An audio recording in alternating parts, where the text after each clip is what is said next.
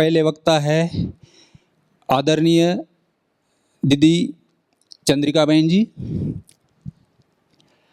आप 48 सालों से ज्ञान में हैं और 40 साल से समर्पित है ज्ञान सरोवर में नंबर 1। आप गुजरात संपन्न राज्यों से एक अंकलेश्वर गांव से भरूच जिले से है, जहां से नर्मदा नदी गुजरती है। नर्मदा नदी एक भारत की ऐसी नदी है जो पूर्व से पश्चिम बहती है और अरब सागर से मिलती है। बाकी गंगा, जमुना, ब्रह्मपुत्रा ये बंगाल की खाड़ी में जाके मिलती है, ये जो पूर्व तरफ बहती है। तो ऐसी जगह से आप आए हैं, आपने बीएससी नर्सिंग किया है और फिर आपने सर्विस भी कुछ की है, आप बताएंगे, दीदी बताएंगी। और आप दिलीप भाई है, ट्रेनिंग सेंटर संभालते हैं। आप 23 साल से समर्पित है और 27 साल से ज्ञान में अब ट्रेनिंग सेंटर संभालते हैं। तो आपसे भी हम जानेंगे। तो आपका नाम दिलीप है, आपके पिताजी का नाम तुकाराम है, माताजी का नाम सुमन भाई। बहन जी का नाम चंद्रिका बहन है, रतिलाल इनके पिताजी का नाम है और राजवंती इनके माताजी का नाम है। तो हम अभी सुनेंगे आप लौकिक में क्या करते थे, फिर लौकिक में ऐसा कौन सा मोड़ आया जो आपको ये ज्ञान मिला, ये हम सुनना चाहते हैं।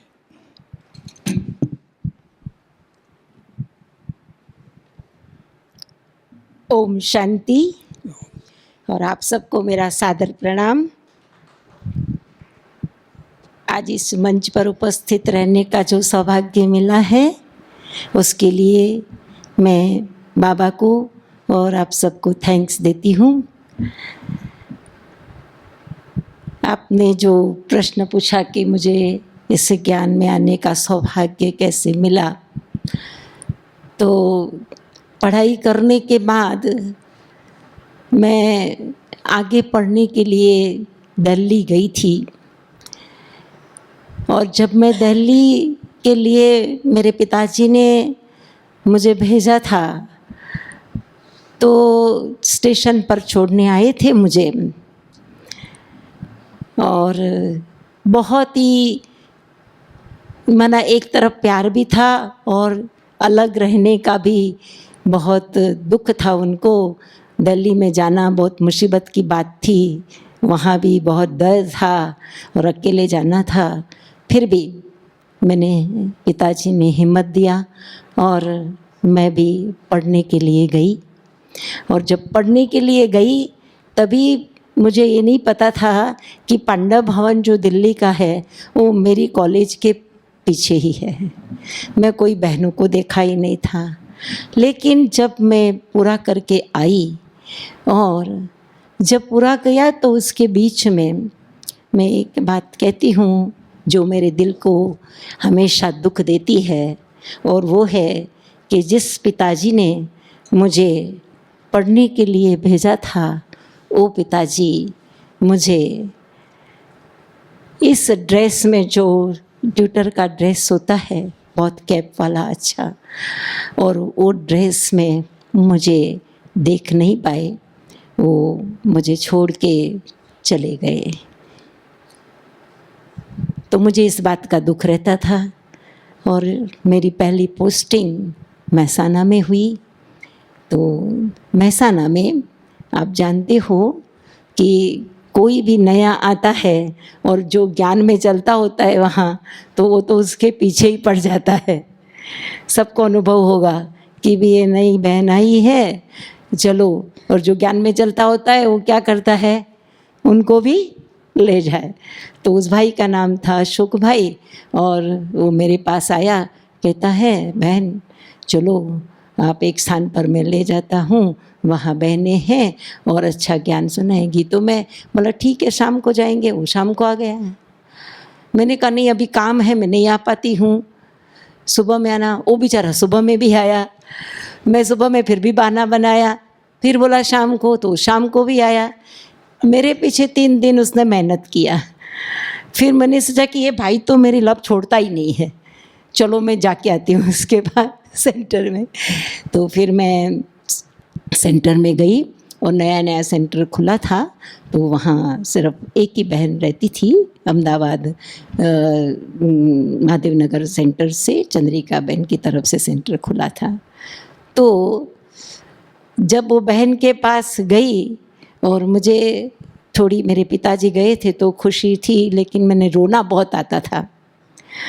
तो वो बहन ने मुझे एक बात बताई ऐसी कि देखो आप तो नर्स हो, तो आपको पता होगा कि कोई कोई बच्चा जो होता है उसको बिना कारण वो कभी हंसता है, कभी झूलने में रोता है, ऐसे क्यों है? मैंने कहा मुझे पता नहीं।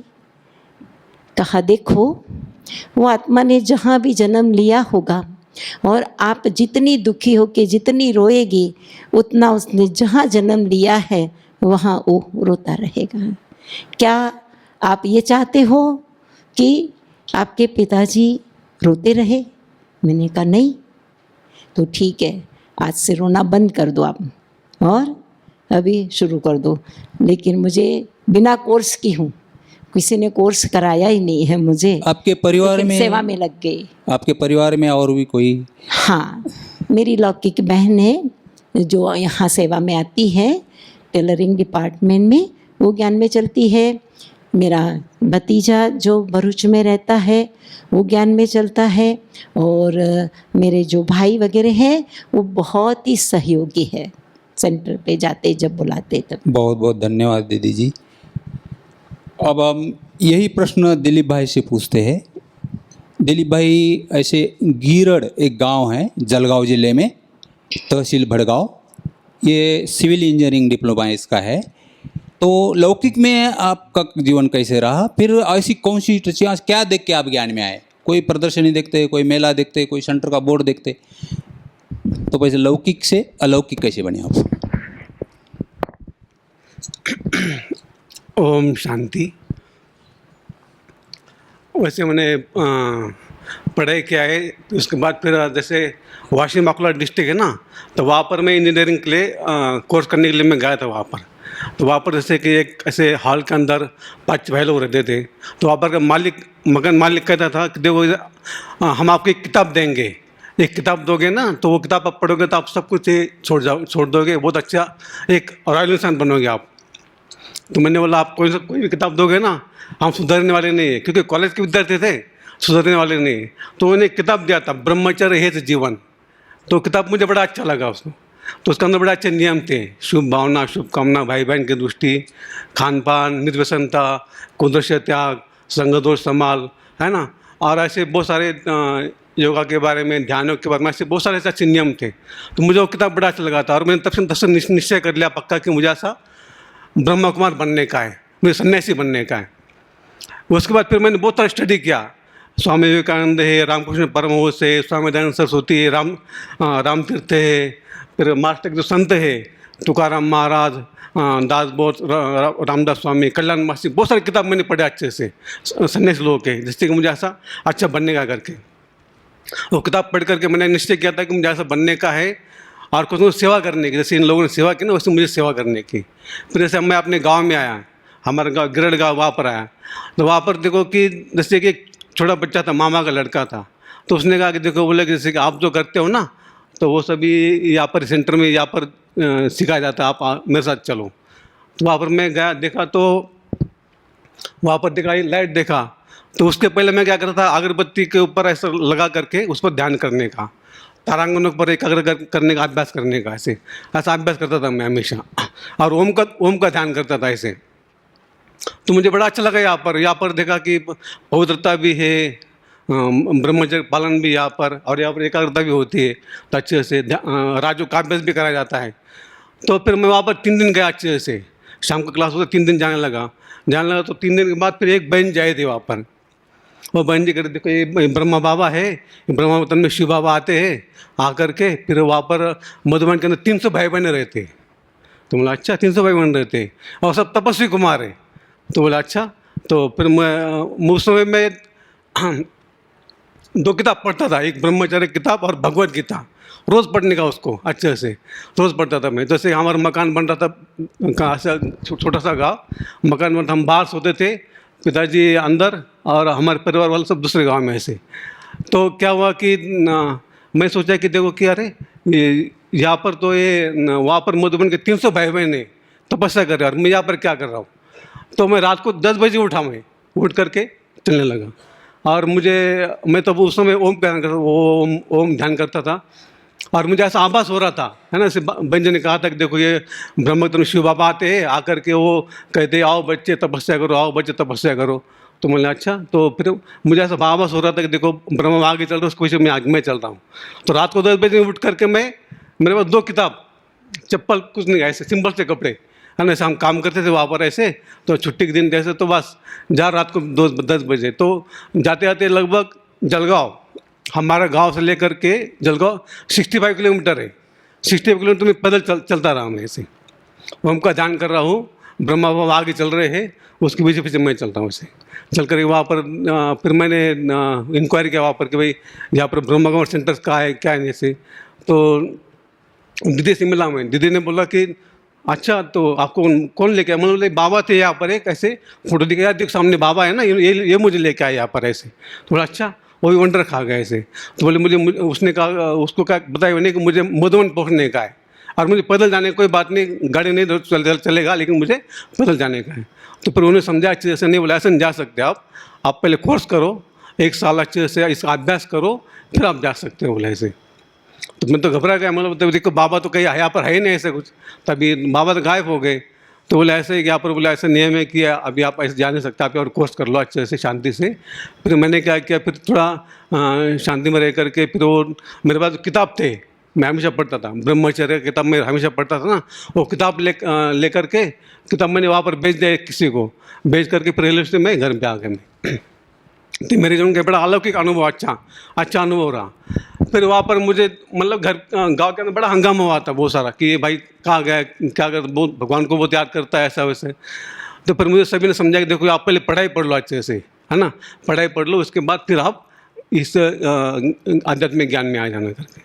तो फिर मुझे ऐसे फिर मैंने मेरे दिमाग से निकाल दिया, देखो उस समय मैंने बहुत सारे किताब पढ़े थे उस भाई के पास ना, जगदीश भाई के ऐसे बहुत सारे किताब, पेटी भर के किताब थे, तो सब मैंने किताब पढ़ दिया था। पढ़ने के बाद फिर मेरी पढ़ाई पूरी हो गई, मैं सर्विस करने लग गया।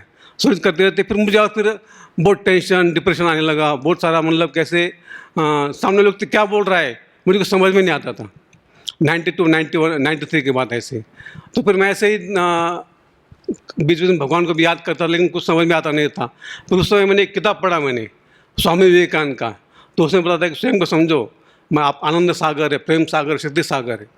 तब मुझे याद आया कि मैंने कहीं तो ये पढ़ा हुआ है अच्छे से।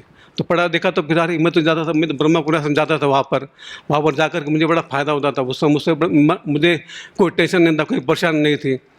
तो फिर मैंने समझा कि देखो कि इस ज्ञान के लिए रोज़ पढ़ाई पढ़ना बहुत ज़रूरी है। ये मैंने पढ़े छोड़ दिया ना, इससे मुरली पढ़ना छोड़ दिया, बस थोड़ा पढ़ा था शुरू में, छोड़ दिया, ठीक तरह समझ नहीं पाया ठीक तरह से। तब से फिर 93 से फिर मैं इसी ज्ञान में रेगुलर चलने लगे आप, माना अज्ञानी से ज्ञानी बन गए।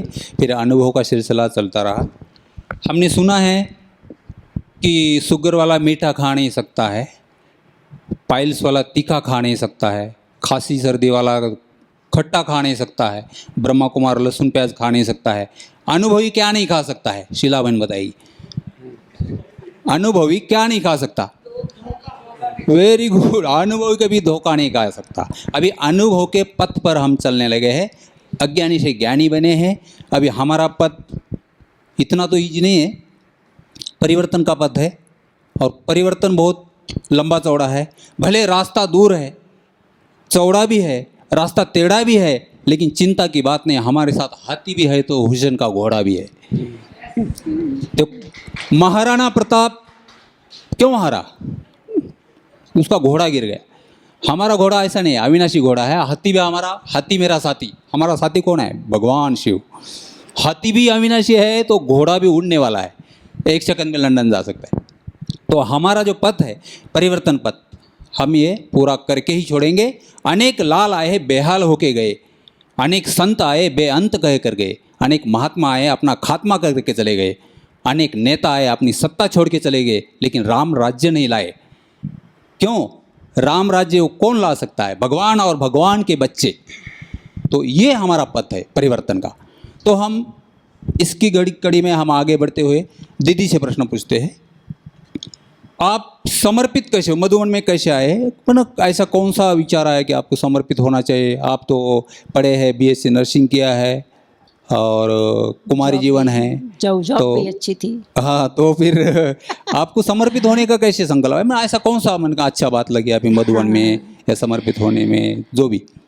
ऐसे तो दादी का ही वरदान था, लेकिन क्या पहले पहले हमें पता नहीं था कि दादी क्या होती है, बाबा क्या होता है, समझ। लेकिन हमारी बहन ने बोला कि दादी जा रही है अहमदाबाद से, तो पहले दादियाँ ट्रेन में ही मुसाफरी करते थे, तो महसाना ट्रेन रुकती थी, कहती चलो आज दादी से मिलने, दादी से मिलने। हम भी चले गए दादी से मिलने। तो दादी ने हमारी टीचर ने पहचान कराई कि चंद्रिका बहन है, ये नर्स है और बहुत अच्छी सेवा कर रही है। तो दादी ने वरदान दे दिया, हाथ पकड़ा मेरा, ट्रेन चल पड़ी, दौड़ तक चली, तब तक मैं हाथ पकड़ा रहा। और दादी ने वरदान दिया था कि ये तो डबल नर्स बन के रहेगी। अभी मुझे पता नहीं है डबल नर्स किसको कहते हैं, है ना, वो तो आके बहन को पूछा। और दादी के वरदान से ही मैंने जॉब करती रही। लेकिन जब मैं पालनपुर में आई तो दादी ने बोला कि अच्छा चंद्रिका, अभी नौकरी छोड़ दो, आपकी बहुत ज़रूरत है यहाँ, क्योंकि यहाँ कोई डॉक्टर नहीं था। एक बहन थी, सुदेश बहन, कई लोग जानते होंगे। तो बोला कि आप नौकरी छोड़ के यहाँ आ जाओ। मैंने कहा ठीक है, लेकिन मेरे जीजाजी जो थे ना, वो ऑफिस में थे, तो उन्होंने बोला कि भले आप जाओ अभी, लेकिन रिज़ाइन करके नहीं जाना है, तुमको जितनी छुट्टी चाहिए उतनी छुट्टी ले लेना।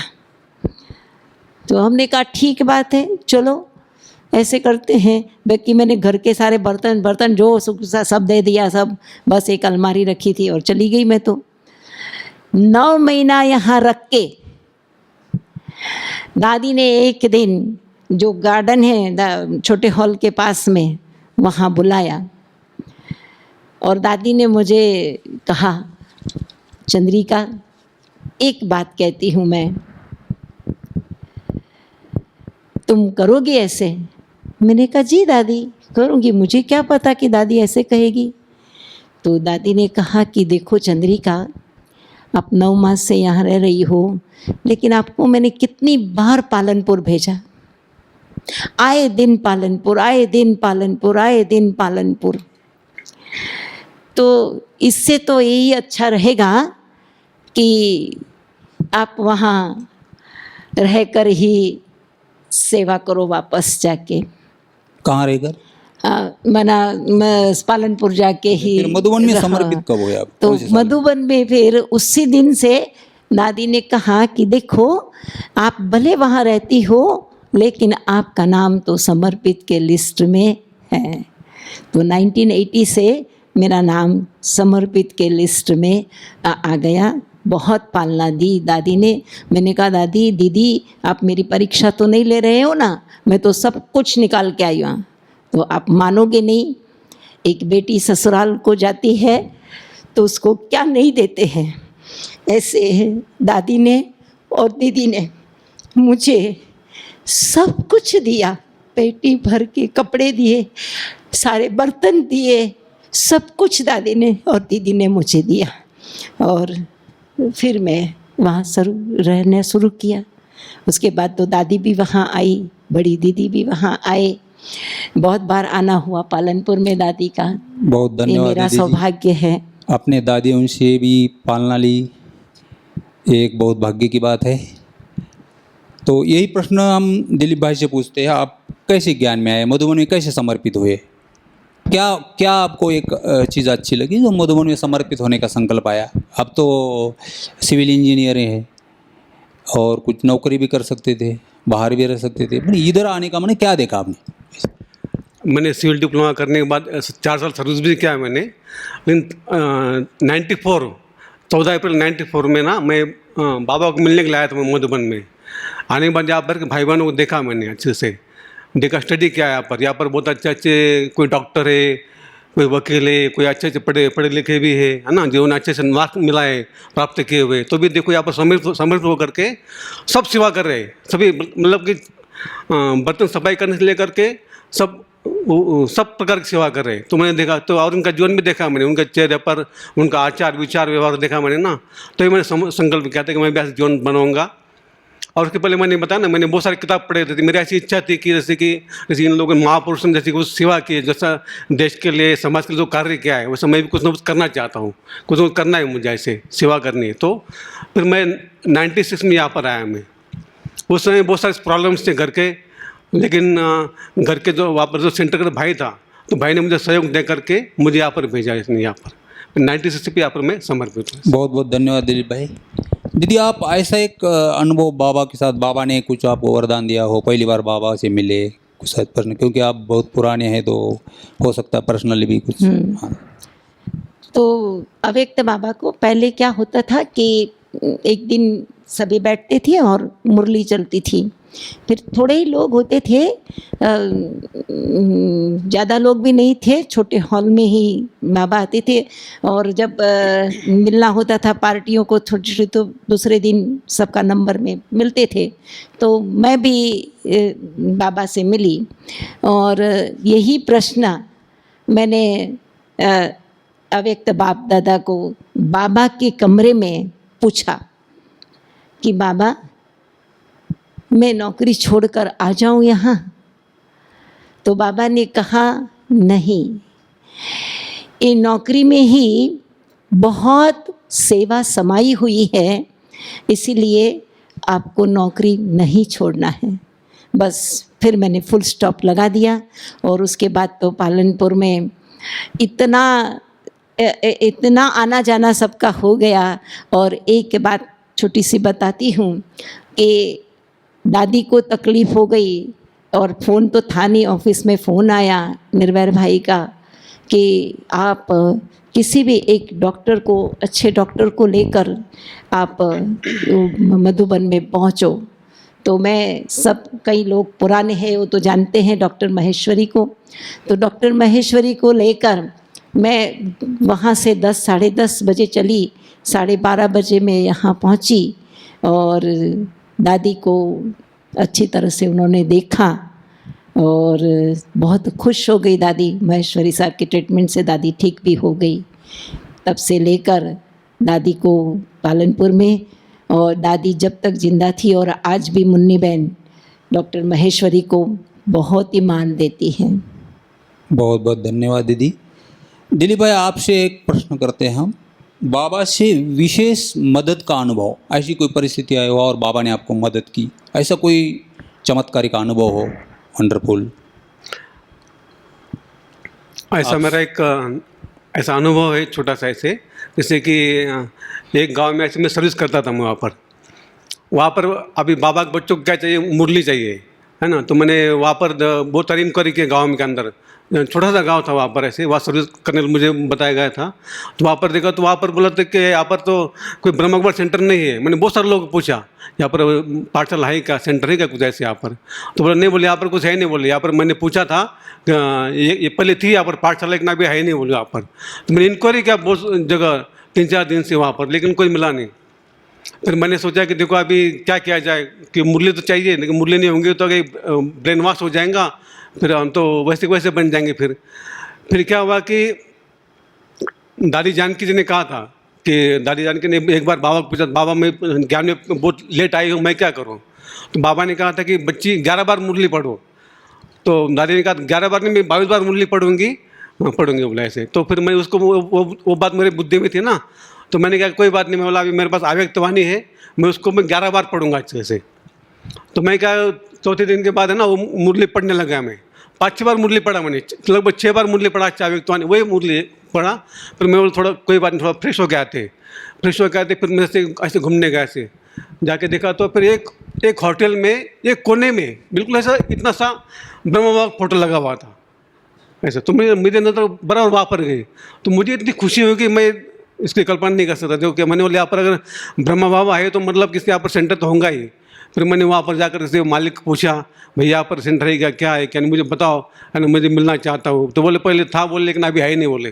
तो पहले बोले अच्छा ठीक है, आप मुझे बताओ कहाँ पर है क्या आपने। तो उसको मैं लेके गया, मैं लेके गया तो वहाँ पर एक बहुत ऐसे गांव के बाहर एक दूसरे मंजिले पर वहाँ पर छोटी सी पाठशाला थी। वहाँ से मिला करके मुझे वहाँ पर मुरली मिलने लगे पढ़ने के लिए। तो मुझे बड़ी खुशी हो गई, देखो कि बाबा ने कैसे मुझे मदद किया है इस प्रकार के।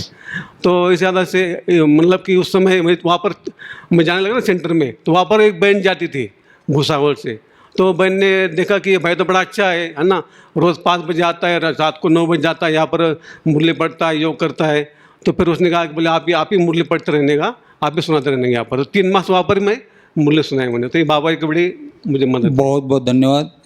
हम सब दिलीप भाई को जानते हैं, अपने को बिजी रखते हैं, करीब पर 16 घंटा बिजी रखते हो अपने को, और कुछ ना कुछ करते रहते हैं, एक्सरसाइज करते हैं, मायों को मुरली रोज़ सुनाते हैं, उन मना एकदम सदा शांत रहते हैं, मौन में रहते हैं। आप दीदी जैसे हॉस्पिटल परिवार है, इनका डिस्पेंसरी परिवार है, सब बहुत अच्छी तरह से सेवा करते हैं। मैं गेट पर रहता था, दीदी के पास जाता था, रात में 1 बजे 2 बजे कोई विदेशी आता था उनको दिखाने के लिए, कि जैसे ही खटखटाया दीदी दरवाज़ा खोलती थी। तो माना हमेशा 18 घंटा इनकी सर्विस हमेशा रहती है। यदि पालनपुर नहीं गई हो, अहमदाबाद नहीं गई हो, वो हमेशा डिस्पेंसरी में मिलेगी दीदी, ये हम जानते हैं। और इनके मुख से हमने कभी नहीं सुना कि वो डॉक्टर की ग्लानी, अपने डॉक्टर साहब नरसैया भाई या विठल भाई से मुख से हमने कभी नहीं सुना कि इनकी ग्लानी या डॉक्टर की ग्लानी, और दीदी के मुख से भी नहीं सुना, डॉक्टर के मुख से भी नहीं सुना। माना ऐसा एक परिवार, डिस्पेंसरी परिवार अपने डिस्पेंसरी को, चाहे गीता पाठशाला को हो, म्यूजियम को हो, ऐसा सजाया है। कृष्ण की बहुत प्यार करती कृष्ण को। कृष्ण जन्माष्टमी में भी जैसे दादियों को कृष्ण से प्यार है, वैसे हमारे दीदी को भी कृष्ण से प्यार है। और ये तो हम बहुत खुश हैं उसमें। तो हम आगे बढ़ते हुए, तो आप जो सेवाएं करते हैं, कैसे दुआएं लेते हैं, माना किस रीति से, माना पेशेंट आते हैं कि वो दुआओं का अनुभव करके जाते हैं, मैं ऐसा आप क्या उनको देते हैं जो खुश होके जाते हैं? वो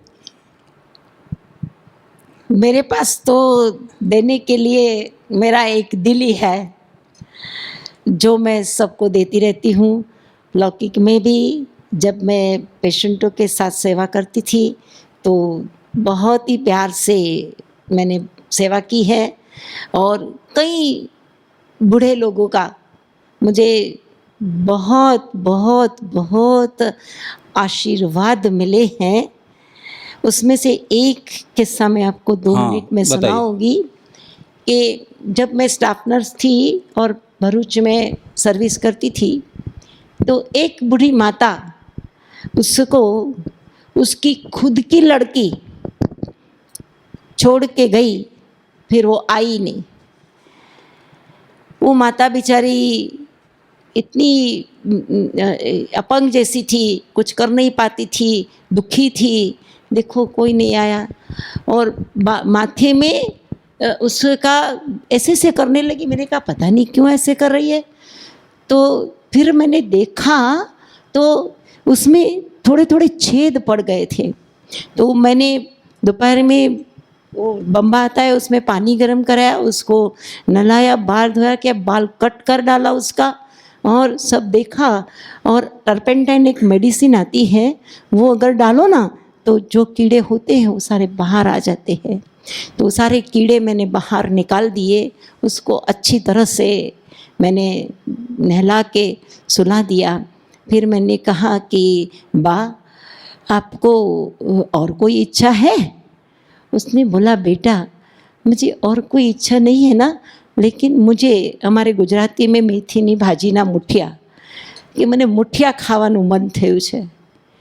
મેં કહ્યું ચોક્કસ, હું તમારા માટે મુઠિયા બનાવી લઈશ। मैं 5 बजे छुटी और फिर मार्केट में गई, वहाँ से भाजी ले आई। मैंने फर्स्ट क्लास मुठिए बनाए और उसको चाय भी ले गई, चाय मुठिया खिलाया। और फिर उसकी आँख में आंसू है, मेरे पास देने के लिए कुछ नहीं है। ये छोटा सा चिल्लर पड़ा था, 10 पैसे का, 5 पैसे का। मैंने कहा मुझे कुछ नहीं चाहिए आपसे, सिर्फ आप मुझे आशीर्वाद दो, मैं अपना जीवन अच्छी तरह से बिताऊं। बहुत अच्छा हुआ, रात घर आ गई। दूसरे दिन सुबह में जब 8 बजे ड्यूटी में गई तो माता तो शरीर छोड़ दिया था, लेकिन वही आशीर्वाद जो उसने बहुत दिल से मुझे दिए थे, वो मुझे, वैसे तो बहुत सारे आशीर्वाद मिले हैं, लेकिन ये माता का एक ही बात बताती हूँ जो मुझे हर पल हर घड़ी मुझे कभी भी कोई विघ्न आने नहीं देता है और मैं अच्छी तरह से अपना जीवन व्यतीत कर रही हूँ। अभी अंतिम कड़ी में दिलीप भाई हम आपसे पूछते हैं, ये हमारा परिवर्तन पथ है जो है, परिवर्तन पथ पर हम चल रहे हैं, हमको परिवर्तन करना है। तो हमने कई परिवर्तन हमने किए हैं, इजी रीति किए हैं, कई कर रहे हैं, कई परिवर्तन ऐसे वो हो नहीं पा रहे संस्कार परिवर्तन। तो कौन सा आपने इजी रीति वो परिवर्तन किया और कौन सा ऐसा कड़ा संस्कार है वो जा नहीं रहा है, वो परिवर्तन नहीं हो पा रहा है, उसको करना है, तभी तो हम स्वर्ग में जाएंगे ना। तो शॉर्ट में 2 मिनट में। अभी परिवर्तन के लिए मैं हमेशा अपने ऊपर ध्यान रखता हूँ। 101% ध्यान, कॉन्सेंट्रेशन अपने ऊपर, है ना। अपने दिनचर्या के ऊपर, मुरली अमृत बेला, शाम का योग, है ना, अपने संकल्प विचार। मैं अपना चार्ट भी हमेशा चेक करते रहता हूँ, सवेरे शाम को अपना चार्ट भी चेक करता रहता हूँ। तो मैंने देखा ना कि इसी ज्ञान मार्ग में अगर हम अच्छे पुरुषार्थी को, जो तीव्र पुरुषार्थ करने वाले आत्माएं, दादी दीदी आए जो कुछ है, उनको देखकर हम चलते हैं और अपने ऊपर ध्यान उतारते से, तो संस्कार परिवर्तन होते हैं। धन्यवाद। दीदी आप भी बताइए, कौन से परिवर्तन आपने इजी रीति किया और कौन सा परिवर्तन है जो वो सता रहा है बार बार? वो वैसे मेरे संस्कार तो पहले से ही बहुत अच्छे घराने में जन्म लिया था, इसीलिए संस्कार घर से ही बहुत अच्छे थे। शाकाहारी थे हम और घर में पूजा अर्चना भी अच्छी होती थी, भक्ति भी अच्छी करते थे। माना ऐसे कोई बहुत कड़े संस्कार मेरे में थे नहीं, बहुत सरल स्वभाव की थी और अभी भी सरल ही हूँ मैं। शायद वो तो आप ही बता सकते हो, लेकिन मैं अपने आप में तो बहुत सरल रहती हूँ। तो मुझे परिवर्तन करने का तो नहीं, लेकिन एक ही बात का मैंने परिवर्तन किया, वो खान पीन की बात है। क्योंकि हमारे सूरत जिले में खाना बनता है ना, तो हम क्या बोलते कांदा लहसुन, हाँ प्याज लहसुन, वो हम सब में डाल के खाते हैं, तभी अच्छा लगता है खाना, नहीं तो खाना अच्छा लगता नहीं है टेस्टी। तो वो जब मैंने मन में ठान लिया कि बस मैं नहीं खाऊंगी उस दिन से, तो मैंने अपने घर में जो पड़ा था वो भी मैंने किसी को दिया नहीं, लेकिन बाहर रोड पर फेंक दिया। मैंने कहा बस अभी मैं कभी नहीं खाऊंगी और मैं अपना जीवन अभी ऐसे ही अच्छी तरह से बिताऊंगी। बहुत धन्यवाद। और सेंटर में भी कोई प्रेक्षक में से कोई भी भाई बहन यदि दीदी से कुछ पूछना चाहते हैं, कोई एक आधा प्रश्न? और दीदी आप भी बताइए कुमारियों के प्रति और माताओं के प्रति। अभी ये जाएंगे, ये लॉकडाउन भी चल रहा है, पता नहीं बाद में कब आएंगे वो सेवाओं में, वहाँ जाके बाबा का साथ सदा साथ रहे, उनको अलग न लगे, उसके लिए कुछ प्रेरणाएं माताओं और कुमारियों को आप देख सकते हैं। कुमारियों को तो सदैव यही याद रखना चाहिए कि हमको साथी कैसा मिला है ना, अविनाशी साथी मिला है, अच्छा घर वर। मैं छोटी थी तभी ऐसे बोलती थी कि मुझे ससुराल भेजो ना, तो ऐसा ससुराल देना जहाँ बहुत गाड़ी हो, अच्छा बहुत परिवार हो, जेठानी देरानी फलाना ठिकना बहुत हो, ऐसे घर में करना है। मेरी दादी कहती उसको पता ही नहीं है कि ऐसे घर में जाने से क्या नुकसान होता है ये सब। लेकिन जब मेरी ये हुआ तो यहाँ शादी हो गई ना मेरी बाबा से, तो देखो कितना बड़ा परिवार मिला है, कितना बड़ा परिवार है। तो मैं तो आप लोगों को, कन्याओं को तो ऐसे ही कहूँगी कि ये जीवन जो है ना, बहुत आनंददायक खुशी वाला जीवन है। स्वयं भगवान हमारा साथी बन जाता है और छोटा नहीं परिवार, हम बहुत बड़े परिवार में रह रहे हैं जो हम सबका ध्यान रख रहे हैं। तो ऐसे परिवार को छोड़कर वो छोटे से बाबा, उसको नरकागार कहते हैं, उसमें क्यों जाए हम, है ना, अच्छी सेवा करे। और मैं तो कन्याओं को यही कहूँगी कि नौकरी टोकरी छोड़ के, हाँ, दादी तो हमेशा ऐसे कहती थी कन्याओं को तो अपना जीवन सफल करना है।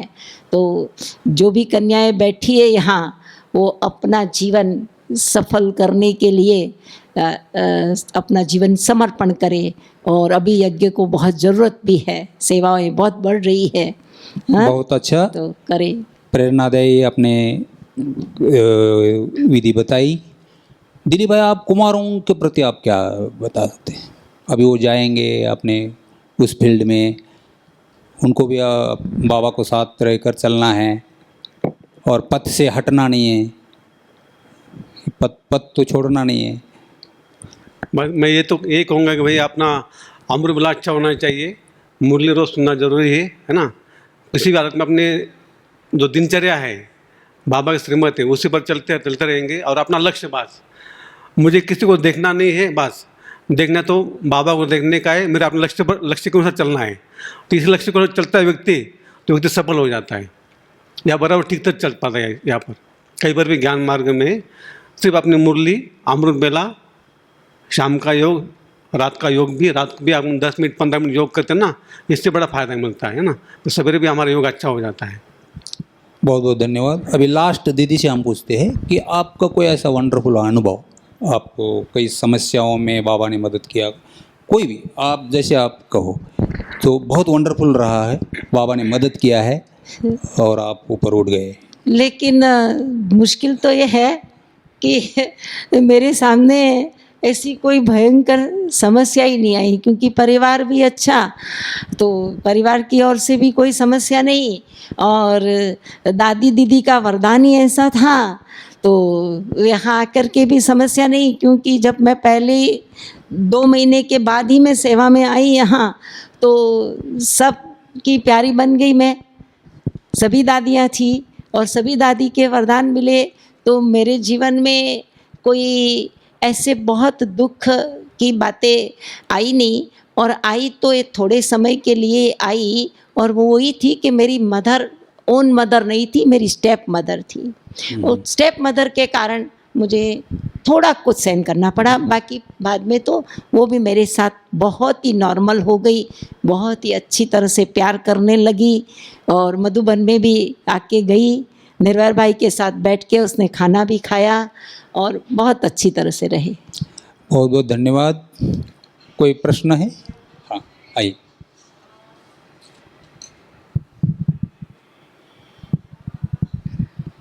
ओम शांति। हो गया, 1 मिनट। हम सभी समर्पित हैं बाबा के कार्य के लिए, विश्व परिवर्तन के लिए। तो हम सब का कुछ न कुछ जिम्मेदारी है, कुछ रेस्पॉन्सिबिलिटी है, जिसे हिंदी में उत्तरदायित्व कहते हैं। हम सबको एक ड्यूटी मिला है, एक जैसे दीदी जी को डिस्पेंसरी का जिम्मेदारी मिला है, दिलीप भाई को भी कुछ जिम्मेदारी मिला है। मेरा प्रश्न ये है कि हम अपने जिम्मेदारी को क्या अच्छी तरह से, ऐसे तो दीदी अच्छी तरह से सबको हेल्प करते हैं, हम सब जो निवासी भाई बहन हैं, विदेशी भाई बहन आते हैं, सबका बहुत हेल्प करते हैं, उत्तरदायित्व का पालन करते हैं। फिर भी मैं आपके अंदर से वो जो सेटिस्फेक्शन है, संतुष्ट होता है कि आप समझते हैं कि मैंने जो अपने उत्तरदायित्व लिया है अपने हाथ में, मैंने लिया है, मैं जिसके लिए जिम्मेदार हूँ, मैं इसको दिल से पूरा करता हूँ, मैं संतुष्ट हूँ। मेरा ही प्रश्न है।